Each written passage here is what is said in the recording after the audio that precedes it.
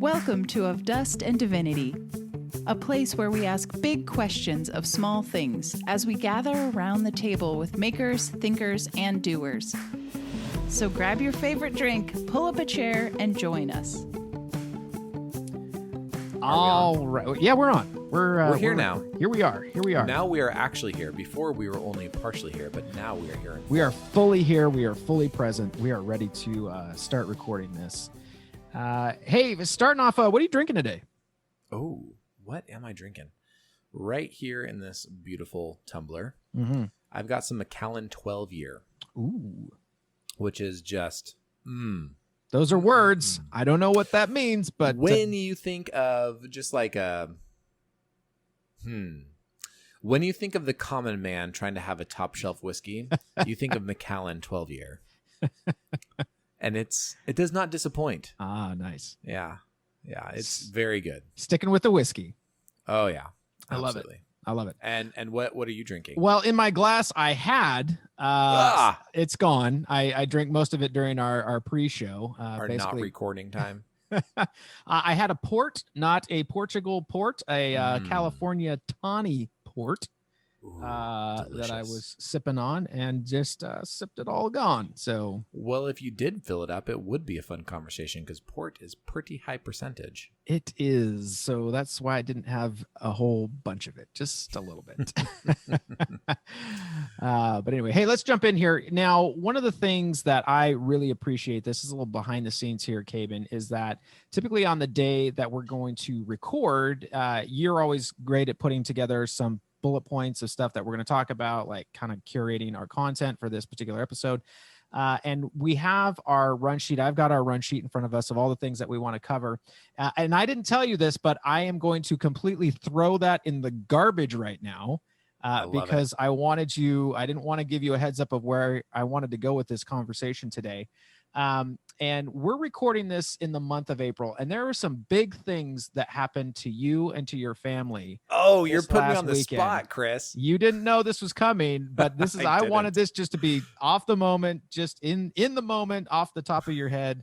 I want to relive this experience, and I want you to walk us through what this last weekend was for you and your family, because it was pretty huge. It's a good story and it's worth telling, and I want to hear it. And now you've been putting a lot on social media, and for those that follow you on social media, they kind of know what happens, but I want to hear you kind of walk us through what happened. Wow. Well, when I was a baby in my mother's womb, Chris, not all the way back. Not all the way back. All right. Well, we'll start a little bit farther back though than just this weekend. We've talked a little bit about walnut prices, right? And really kind of agricultural pricing in general. And there's really two ends. There's two directions you can go in farming to make it work, right? You can go wide or you can go deep. And what I mean by that is you can try to consume more land and do the same thing on more land and just live off of razor thin margins. And if you amass enough land, those margins begin to add into a lifestyle. I'm surrounded by farms that have done that. So I actually don't have access to expand my land, right? I'm kind of cut off on this little island. So the avenue then is to go deep. That is to go niche, right? To find a market, a place where we can actually increase those margins to a place that's livable for a family. And we've talked before, Chris, that like 15 cents of every food dollar makes it back to the farmer. Yep. I was thinking about that after we talked about it. I feel like it's less than that with walnuts. Yeah. But now we were talking about this. This was actually on a different, we were on a radio show here. We were on the radio together. Yeah. On an actual radio show, but dive into that a little bit more, because that 15 cents on the dollar, let's unpack that a little bit, because I don't think we've talked about that here. Oh yeah, no, so the idea being, when people spend money on food, there's this idea that like, oh my gosh, I can't believe how much money I spend every month on food. Like, what do you mean farmers are getting poor? Like, do they just not have enough vacation homes? What's going on here? Right. And what's amazing is just the gap between what we sell our crop for and what the consumer buys it for, right? There's a huge disparity. And what we were talking about before is this idea that like, we sell at wholesale, but then we buy everything at retail. That right? blew my mind when that came up on this interview that we were on, that you were on, and I heard that. I think a caller brought up that point of like, yeah, you sell everything at wholesale. I didn't even think about that. The farmer sells at wholesale, but yet has to buy everything at retail. So you're essentially selling everything for a loss. Correct me if I'm wrong there, but then you're having to spend full price essentially for everything to maintain your life and to maintain the life of the farm, right? Yeah, and in the context of the caller, I think he was referring to things like our fuel, our tractors, seed, anything to actually run the operation of the farm. We pay retail prices for, right? Because we're buying it from somewhere else. But our crop we sell at wholesale. Well, you take that same kind of inverted margin structure and you apply it to the distance between like our walnuts on our farm and someone buying them at a grocery store, right? It's the same principle. That inverse margin flip is there, which means someone's making money off of walnuts. It's not us, right? Well, let me just be very clear. Walnuts often provide enough to keep food on the table, but it is a humble lifestyle, right? There's not, you have to be quite a large farmer to actually start, moving towards what people would identify as wealthy. But it's a good lifestyle. It's not anything that I'm complaining about. It's definitely one that I chose. But there is this idea that like, since I can't grow in land scale, and because I care a lot about the fact that like I want to be the one working the land, and I don't say that out of a sense of pride or like I don't want to ask for help. I see that in a sense of like yearning for connection, right? Like I want to know my land, right? I want my work, the sweat of my body, to pour out onto my land. So I have that value structure. So I don't want to grow too much more. I honestly, I could probably handle maybe another 50 acres. And you've got how many acres right now? We have 60, right? Okay. So because we have the machinery set up, it would be tight. It would be packing in all the edges. And we might not have space for things like this podcast if I had that, but I could swing probably another 50, 60 acres.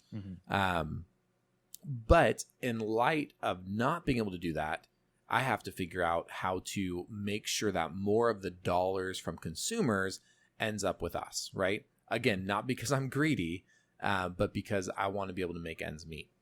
And right now we're just losing too much cash out the middleman. So there's really actually then two ways that I can make sure that more of the dollars spent on our agricultural products end up in our lifestyle. So I can reduce inputs, meaning reducing my farming expenses, speaking of buying things at retail. Right. Or I can increase sales margins. And I can't increase sales margins if I'm selling on the commodity market because it is a taking market, not a giving market. What I mean by that is we take whatever price we're offered. We don't set the price. Right. I describe it as like if you walked into Starbucks and you told them how much you were going to pay for a drink, then you walked out of Starbucks and went about your day and you drank that coffee throughout your day. And then 2 weeks later, you went back into Starbucks and said, yeah, based on how much I enjoyed that cup of coffee, here's how much I'm going to pay you for it. Oh, wow. Okay. That's pretty much how the commodity market works. Yeah. Wow. So people all over the world who are buying walnuts, they pay after they receive the walnuts, and that money goes back to our buyer. And then based on how much our buyer gets, they cream off their part, and then they tell us how much of it they're giving to us. And when you say on the commodities market, right, this means they go anywhere. They go around the world. Is that potentially what could happen? Right? Yeah. Korea, Turkey, Italy, China. All over the world. Yep. Okay. Wow. Incredible. Yeah. Okay. So that sets the stage then. So my thinking in saying, okay, I want this farm to stay a viable farm for hundreds of years in the future, not just my generation, not just my son's generation, but long after the name Kramer has disappeared off the face of the earth. What kind of systems need to be in place for that to happen? Well, economic systems are just one of those systems, right? It's not the end all be all for survivability. if money truly made more money, then all we would need is money. And it turns out that we actually need the earth too, because ultimately the source of all the things that make money, like we talked about before, comes from the earth. Right. So the economic side is important as far as making sure this farm survives for the next several hundred years. But the ecologic side is also important, right? And that's where then we get to farm inputs. So we're looking at it from both sides. We're looking at farm inputs and we're looking at economic margins. So the answer for the farm input sides is to slowly move away from synthetic chemicals and heavy use pesticides to more integrated ecological approaches, where there's natural pest management, there's integrated livestock for soil health. There's these different levers in place that, we talk about a lot here. On the economic side, the path is not through the commodity market, right? I can't increase my margins just by going deeper into the commodity market. So we said, well, then we need to go direct to the consumer, which is a great idea until you realize that people really don't need a lot of walnuts, right? It's a fairly niche product. Yeah. And when you look at kind of your typical like farmers markets walnut bag, it's like a clear cellophane bag, and someone just puts like a 3x3 inch sticker that is printed in Times New Roman or Comic Sans, and it says the name of their farm. That's cute. That's fine, and that fits a certain demographic. But that demographic is pretty saturated. You can find that most places you go. And when you think of walnuts too, it's more of a seasonal thing, right? We usually think about it around the holidays, during the fall, right? That absolutely. We're going to use it with all of our, that's when harvest is. All of our baking. Yeah, exactly. Yeah. So and then exactly like you said there, right? Baking, right? Walnuts are kind of trapped in this frame that says walnuts are only good for baking. Well, why? Because walnuts are bitter, right? Like if you're going to snack on a nut, you're going to snack on an almond, and yes, they are almonds, or a pecan, or pistachios, or something like that has just a little bit nicer flavor. Walnuts, you kind of have to work for, right? Either you like them or you don't, and most people don't. And if I've got it buried deep in my like muffin or my banana bread, like something sweet enough to drown out that bitter, right? That's fine by me, but also, maybe don't even include the walnuts. Just give me the bread, right? Exactly. And I feel that way, and I grow them.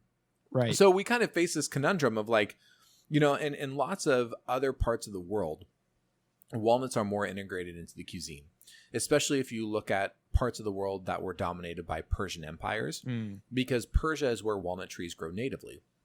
In fact, there's parts of Kazakhstan where there's still what's considered a genuine food forest, meaning that there are dozens and dozens of varieties of edible plants that are perennial, growing, and there are entire villages, not large villages, but existing villages, where people get their food supply just by foraging in the forest. And walnuts are natively grown there, right? That's where walnuts are from. So a more accurate name for walnut, instead of calling them English walnuts, is to call them Persian walnuts. They're called English walnuts only because English colonizers spread them around the world. But they got them from areas of the world that were controlled by Persia, which is a lot of modern day Iran, Iraq, parts of Turkey, parts around the Black Sea, Caspian Sea, kind of in that area. So walnuts have a place in lots of global cuisines. Not much of a place in the American diet. Now you're saying cuisine. Is that cuisine? Is that cuisine? I'm saying it wrong, is what that is. Okay. Cuisine. Cuisine. What does that mean? Is that what I think it means? Is that like cuisine? Yeah. Okay. No, it's what you think. I'm just saying it wrong. All Chris. right. I just thought you were being English. Mr. Fancy Pants over there. Like, I'm not. No, I've not. never heard this word before. What's he talking about? Do I need to look up? I need to educate myself here. Okay. No, I need to educate myself on what's happening here. Anyway, and one of the beauties about your location, right, is that you're near a river. And so the soil now, is that like in different parts of the world where it's the loam soil, I think is what you've called it, is really great for growing walnuts. Is that the same around the world? Yeah.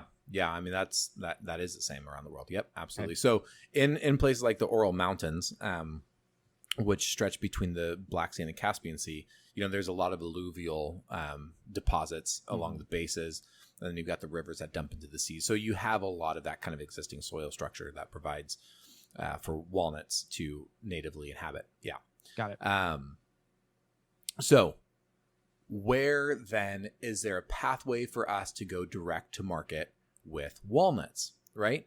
I mean, it's trying to sell walnuts in this part of the world is like trying to sell ice to an Eskimo, right? I mean, it's just, we are saturated in walnuts. And people have even asked me like, well, why do you grow walnuts where you grow walnuts?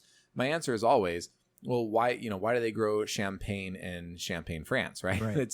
There's something about that microclimate. There's something about that soil. There's something about that part of the world where it just does amazing things to that particular kind of fruit.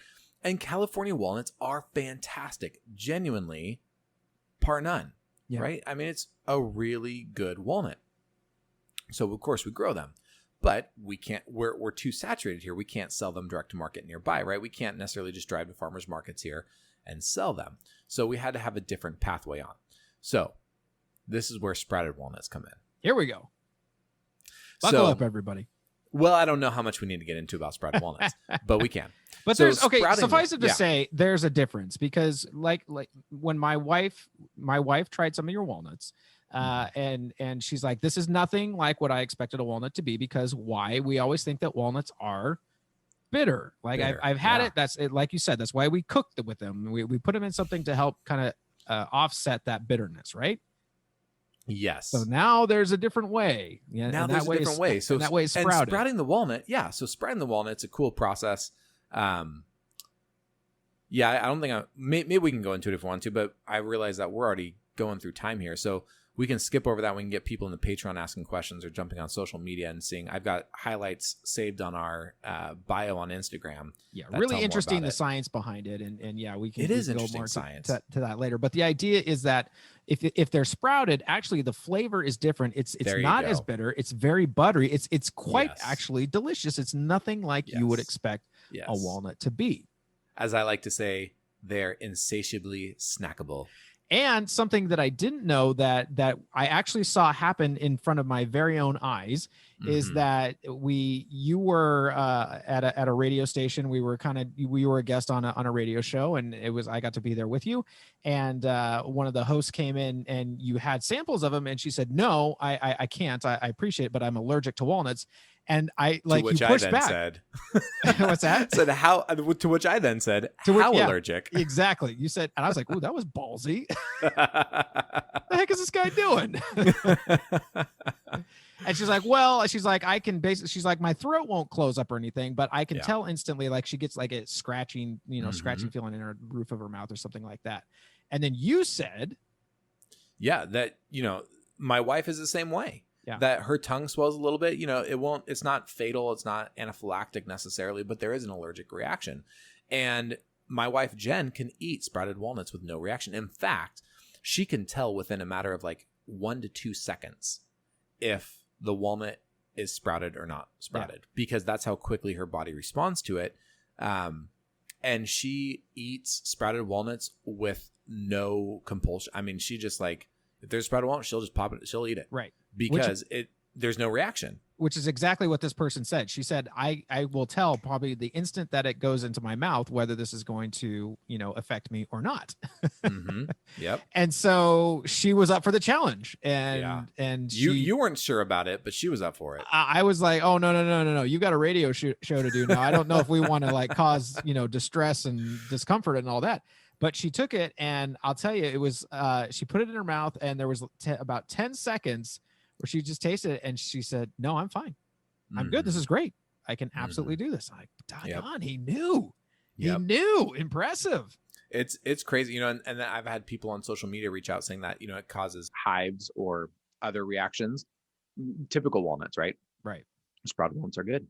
Sprouted walnuts are fine. And so what you have are sprouted walnuts, which is just a different approach to walnuts. That was our answer when we said, okay, how can we get direct to market? Where can our walnuts belong in the world? Where is there space for more walnuts? Yeah. The answer was sprouted walnuts. Yeah.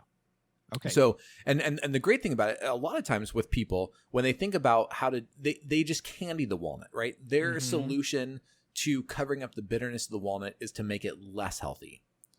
The great thing about sprouting a walnut is it actually makes it more healthy, right? You get more nutrition. It's easier to digest. Everything about it's better for you.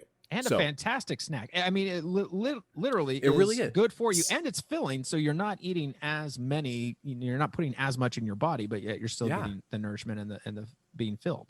oh yeah, perennial nuts are the protein and nutrient solution of the future. I'm convinced of it. But now suddenly a sprouted walnut can hold its weight and, in my opinion, beat out almonds, pistachios, pecans, all those other really snackable nuts. Yeah. Oh my goodness, sprouted walnuts fit right in or right on top of the pack of that. I mean, they are genuinely delicious to eat. And for our listeners listening right now, I'm in the almonds camp. Okay. He says almonds. I'm in the almonds camp. So I know we're probably split 50-50 on people listening. And to this somehow right we can be friends. We can Isn't that still the be beautiful thing friends about the world.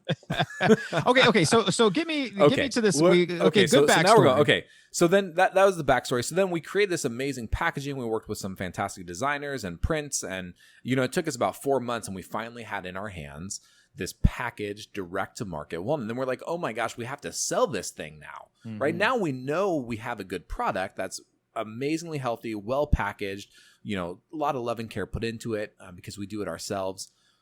But now we have to sell it. And that's where kind of the rubber hit the road. And I just started knocking on doors. I mean, literally just walking the front door of grocery stores, walking up to a cashier saying, do you have a purchasing manager here today? And trying to sell them our walnuts, right? Yeah. And that is its own adventure. But we were able to get into a couple of places, and that was fantastic. And part of this of like, okay, how are we going to sell this? I had this idea of like, oh, if I just sent some sprouted walnuts to some social media influencers, no ask, just really a thanks to them. And that's really what it was for me. I said, I'm only going to send it to people that I can put a handwritten note and say, thank you so much for the light you bring into the world. Here's a little bit of our love. Right? That's all that was the note. And in my head I thought, even if I sent out 15 packages for free, right? Ate all those losses. Right. If one person were to share, that would be worth it. That would open the door for us. Mm-hmm. So that was kind of the thought in the back of my head. And, there's some social media influencers that both my wife and I love. And so we're like, well, let's just start there. Right. Mm-hmm. And so there were 3 of them. And so we sent out 3 cases of walnuts to 3 different influencers on the same day. And by the way, a lot of social media influencers, if you just message them and say, hey, I want to send you something, they'll have a PO box set up somewhere and you can send them something. That was my next question. I'm like, how in the world did you find where to send these walnuts to? Yeah. Just slide into the DMs. Yeah. Okay. Yeah, I mean, just you have some courage in yourself. Yeah. And so, yeah, we sent these out. And then I remember, and so here was the moment for me. So now we're actually up to what happened this past weekend, which by the time people are listening to this will be a few months ago. It was Friday morning, and our daughter was getting dressed for school. And so as I was waiting for her, I was just watching stories of, one of our favorite influencers that we had sent walnuts to. And I see her snacking on something, and I can't see what, right? As she's talking, she just like pops something in her mouth and something else, right? She's talking about other stuff. And I had this thought. I was like, oh my gosh, is she eating our walnuts right now? But I couldn't let myself get excited because I'm sure that this influencer gets hundreds of things every week, right? Sure. So I'm like, no way, right? I had to take my daughter to school. So I'm in the car driving, and my wife, Jen, calls me. I pick up the phone. I'm like, yeah, what's up, babe? She's like, you will never believe what just happened. Sharon Says So just held up our bag of sprouted walnuts on her stories. And I was like, what? This is blowing my mind. And she's like, okay, I turned off my stories. I can't watch them without you. We have to watch them together. And I actually had 3 cases of sprouted walnuts in the car with me going to other customers. So I stopped by the post office, dropped those off, then headed home, and we watched a series of stories. And yeah, she's just eating her walnuts, holds them up like, by the way, I would have never gone into a grocery store to buy these, but they're delicious. Yep. And here's the link to them. And Chris, oh my gosh. So first of all, Sharon Says So. Her real name is Sharon McMahon. Mm-hmm. One of just the brightest lights in the world right now. I just got to say, she just is an amazing human being. And I could spend a whole podcast talking about why she brings light and hope into the world, but maybe that can be a different time. But she's cultivated a following of the most generous-hearted humans on the planet. I mean, these people, in fact, over Christmas, and, of course, my wife and I are part of this too because we consider ourselves part of her tribe, but paid off $56 million of medical debt. No kidding. I mean, just massive amounts of generosity from this community. Amazing. And what do they call themselves again? What is it? The Governerds? The Governerds. There you go. Yeah. Yep. Governerds. And so, this governed community responds when Sharon says so.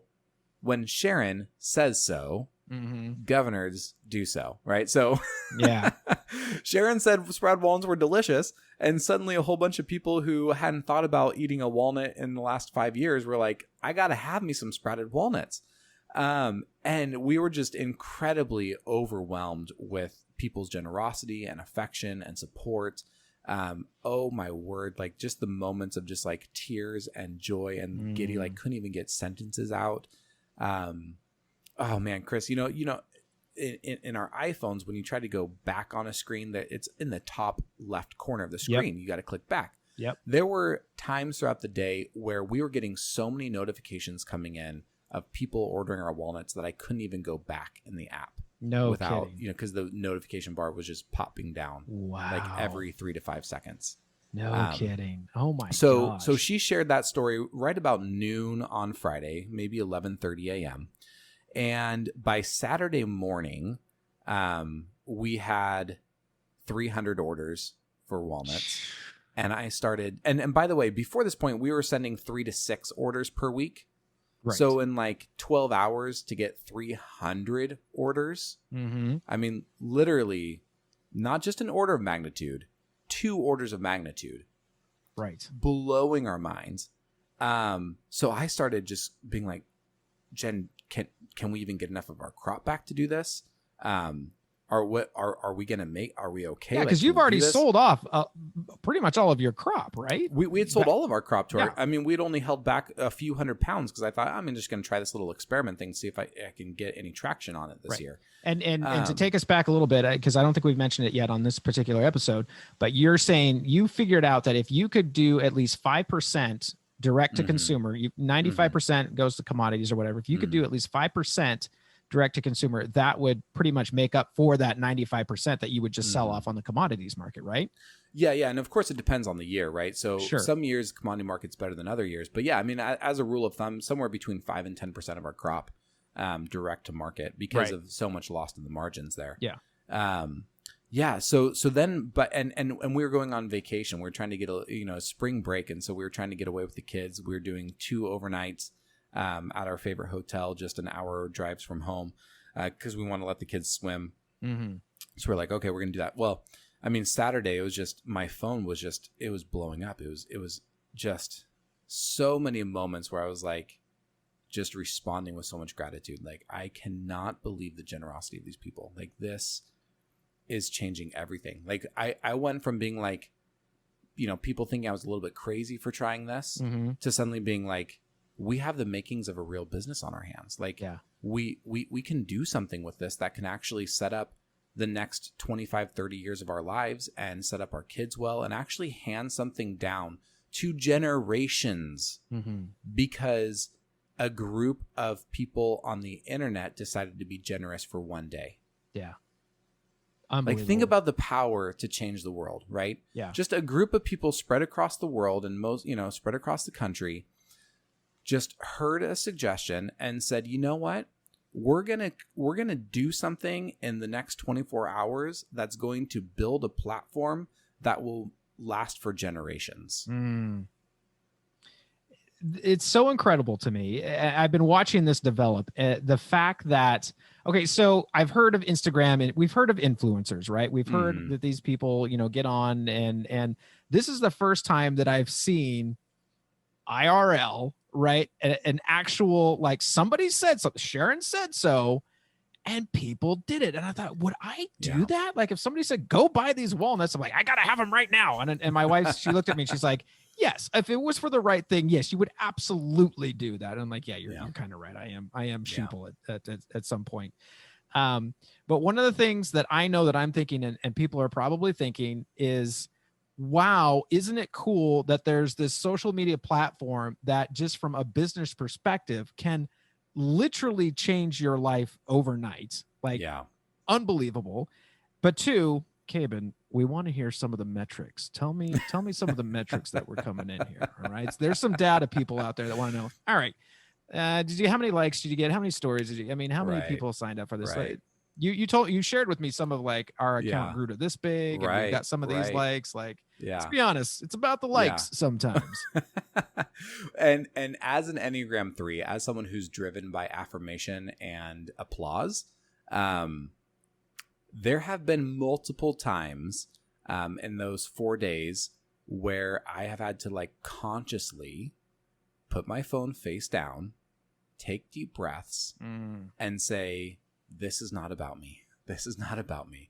Because things can go to my head really easy, and I know that that is the most toxic place for things to go. Right. Right. When things get to my head, then I ruin them. And I don't mean that in like a self-deprecating way. I mean that in just like a very honest, self-reflective way of like, it's not useful to the universe for things to get to my head. Right. Right. But everything's trying to go to my head because of how I'm wired. So it's like I'm having to build these spiritual practices and these internal disciplines to help walk that balance. And I don't always do a good job. Sometimes I slip up and I like kind of parading around some things that don't actually matter, right? Because it feels really good. It feels really affirming to have those likes, but at the end of the day, they don't matter. What matters is that like this incredibly generous group of people are creating a legacy for generations, which is awesome. Right. What we did see, and this is something, I was kind of curious as things started. I was like, okay, where is this going to, first of all, we're in the van driving to Sacramento and the orders start coming in and I say, Jen, what if we got 30 orders today? And then I was like, what if we got 100 orders today? What are we going to do if we get 100 orders? Right. This is in the car, right? We're saying this because the orders keep coming in. And she's like, don't start counting your chickens before they hatch. Don't get ahead. Don't get these grandiose ideas of don't do that. Like just live in the moment. Right. Yeah, you totally can. Okay. By Saturday night, I had to turn off I had to just mark everything as out of stock on our store so people couldn't buy anything. Wow. And I put up a wait list form because by Friday night, I started like getting really nervous because we were at like 487 orders. No. And I said, Jen, I got to shut this down. But that's by Friday night. Saturday night. Oh, Saturday night. So that's about a day, almost like a day later that you're up to 400. 36 hours after. Yeah, 480. Wow. So she's, in the bathroom getting herself ready to hit the hay for the night. And she just casually says, oh, just wait till we hit 500. And so about 20 minutes later, we hit 500. No. And I had the app on my phone open because we can manage our store right from our phone. And so I knew right then like when to. So when we hit 300 Saturday morning, I turned off all the products but one, just single bags of walnuts. And then we got, 200 orders on Saturday for the one remaining product. And then when we hit 500, I turned that off too. So everything was marked out of stock. And then I put up this wait list form. And Chris, the amount of generosity of people coming in of just being like, we will sign up. We'll be on the wait list. You just let us know when you're ready. Just incredible people. And then, oh my gosh, the most crazy thing, like this is just beyond reasonable. This is like beyond like, hey, you have an interesting business to like, hey, I'm just an altruistic, amazing human being. And I just want to make the world a better place. We had people messaging us to be like, hey, how can we just support you as you scale up your business? What can we do? Wow. And so kind of like who would do this crazy thing? I was like, right? Well, you could just buy a gift card and not use it. Like almost a little bit sarcastic, like flippantly, like who would do something that ridiculous? Right. And we had like people buying gift cards and emailing us and being like, I'm not going to use this. Go ahead and deactivate this. Wow. Oh my gosh. Incredible. Wow. So obviously then on Saturday, we went to, a restaurant supply store, bought a whole bunch more like food grade containers for, because the sprouting process is like any kind of fermentation process, right? It's a lot of just like time and waiting, and you're letting nature do its thing. You're letting biological chemical processes kind of do its thing. So you need obviously a lot of food grade containers, but it's just a lot of containers. So we went to the store, got a bunch of that stuff. We called around maybe 6 or 7 local places looking for dehydrators, because that's an important part of the process, right? To make sure that they're shelf stable once they've gone through this kind of sprouting process. And no one had any in stock, which was a bummer, because we really wanted to support a local business. So we jumped on, the great Goliath of Amazon, and ordered, kind of a little mini fleet of dehydrators. And literally, and our thought was like, okay, if this really is a bubble, if this goes away in 2 weeks, like, because this was like, we hadn't actually launched the wait list yet, so we didn't know how much kind of the interest was going to grow. We were doing this on Saturday afternoon. We said, okay, if this is like a 2-week bubble and this goes away, like, we can sell off these dehydrators, because especially come summertime, everyone's trying to dehydrate fruit and all this other stuff. So we're like, okay, we might lose a little bit of money on it, but like it'll get us through this. We'll serve our customers. That's the important thing. We want to be here for people in a really high quality way. Right. So we're just going to do this investment. But I mean, Chris, it hasn't stopped. Oh man. I mean, and you posted something the next day. You said literally overnight, essentially, we've hit our 5-year goals. Yes. And I didn't tell you this, but my wife said, time for them to get some new goals, I guess. And that's really what I mean. So for example, it's 8:15 right now on a Wednesday. So this happened on Friday and Saturday. Right. And at 7 o'clock, at 5:45, at 5:15, at 5:06, at 4:15, people are still signing up for our wait list to get on the list for walnuts. Yeah. So here we are on Wednesday, whatever that is, 5 days later, and this incredibly generous community is still just pouring love on us, which is huge. So you're right. We do need some new goals. And our focus right now is we're hopefully by the time you're hearing this, all 500 orders have gone out, and there's a lot of really happy customers. That's our goal right now. When that happens, so probably about the time that this is going to be released publicly, we're going to be sitting down. We've already reached out to, there's 2 other people within driving distance of us who kind of started the same way that we are now starting, where, just small, kind of in their kitchen or in their garage or whatever. And now it's kind of the place where like their spouse has been able to quit their full-time job and join and kind of grow and things like that. And so both of them have said, yeah, we're open for some business coaching. We'll sit down over a cup of coffee, help you guys out. And so we're looking kind of end of May, beginning of June to start some of those conversations to say, okay, like help us draw a path forward to transition this hobby into a business that can really change the game for us. That's fantastic.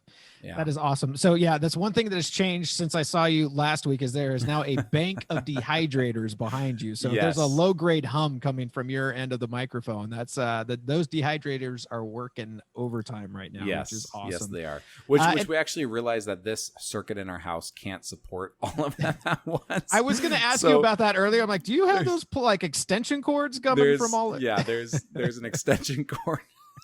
So we can tap into another circuit on the house. Oh my gosh, that's fantastic. We're going to wrap up here. I definitely want to continue on this conversation a couple months from now. I want to, and where are they now conversation. I want to see how it's going. So we're going to continue this conversation, but this has been so good, Kaben. That I know it's just been such a fantastic story. And for the folks that are following you online, where can people find you again to follow this story? On Instagram, we are Tenderly Rooted. So at Tenderly Rooted. Awesome. And then, of course, our website is www.tenderlyrooted.com.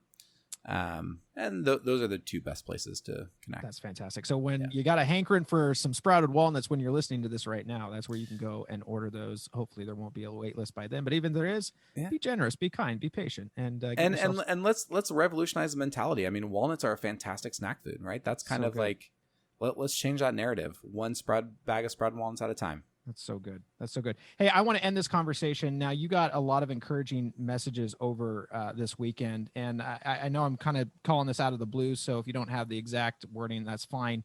But what were a couple of your favorite pieces of encouragement that came through from folks ordering these or just supporting you? Did you have a couple that really stood out to you? Just like, man, that was just above and beyond what I was even expecting.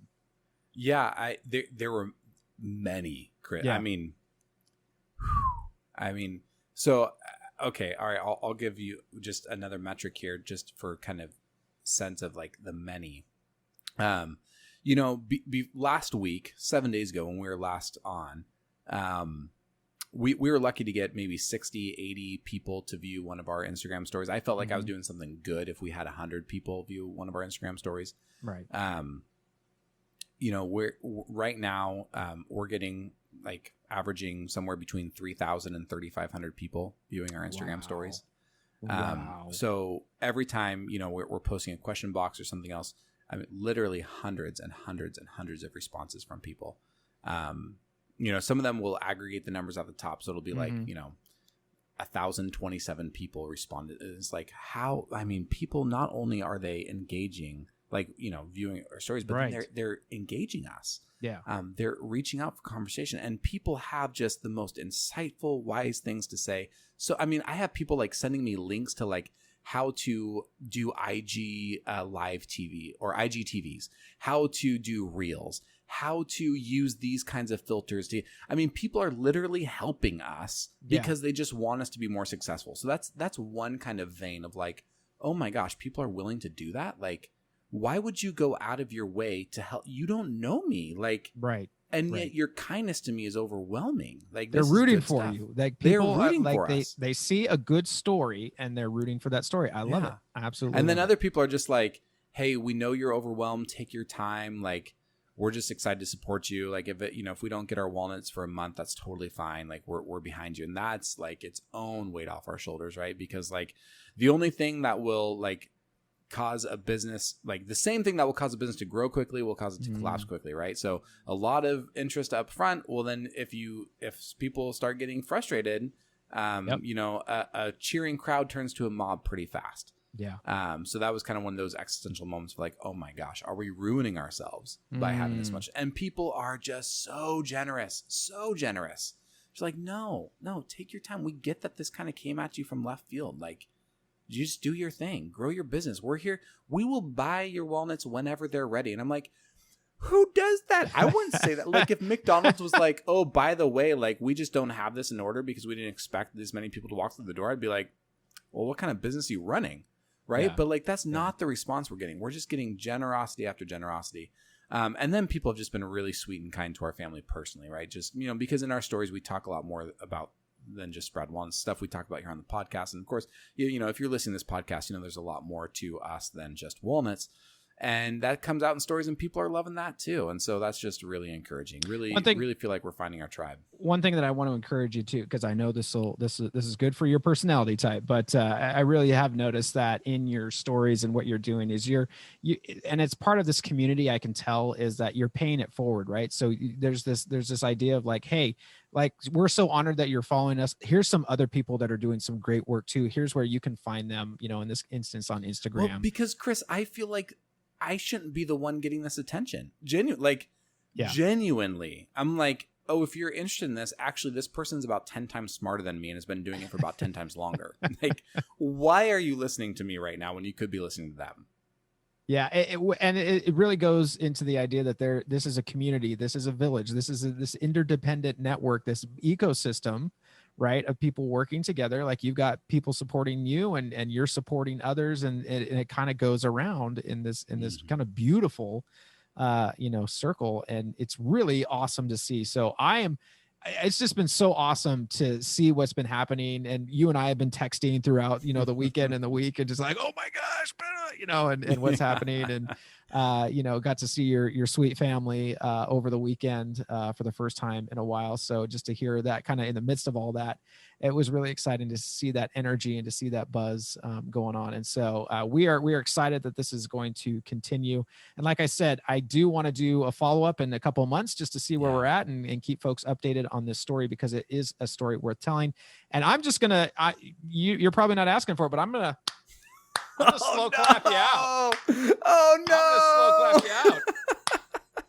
If nothing else, just to respond into all those messages. And you got a lot of walnuts you're gonna have to pack here, mister. So here's let this energize you.